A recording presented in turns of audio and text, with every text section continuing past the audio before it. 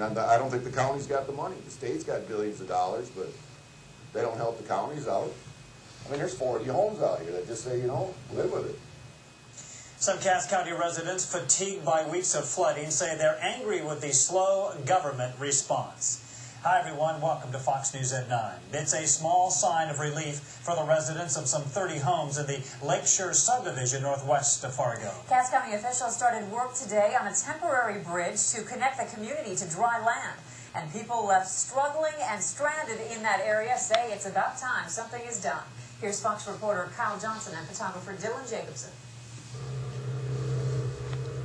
This is the only way home for Lake Shure resident Chris Olson, a trip he's gotten all too familiar with over the past few weeks. I'm back and forth at least during the day, probably 4 times, 3 times, 4 times, and then at night it's 4 trips. And with all 4 roads leading to Chris's community washed out with breakout water from the Cheyenne, the county is working on a temporary fix. A bridge spanning 52nd Avenue, which was washed out 2 years ago, but never repaired. This water was quite a bit higher a few days ago, to the point where we probably couldn't have made this road usable. But where it is right now, we think we can make the road usable, and now the timing seems right.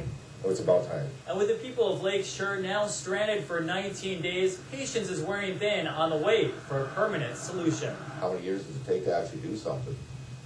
They say go to meetings, you go to meetings, they tell you what they're going to do, but they don't do it.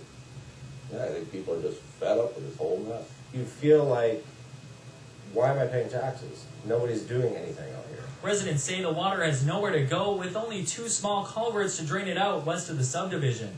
It's a man-made mistake is what it is. And garbage has been piling up, attracting rats and mice fleeing the floodwaters, a situation that pales in comparison to their biggest fear. What happens to us out here if there's a fire? It's just going to burn to the ground. You know, you're surrounded by water, you can't do anything with it. With the bridge finally being built over this troubled water, these residents are hoping a solution is in the works that will end all this flooding frustration. From Lake Shure Estates, Kyle Johnson, Fox News. And bridge construction should be complete by Friday, and county officials say they hope to work on a permanent solution this summer.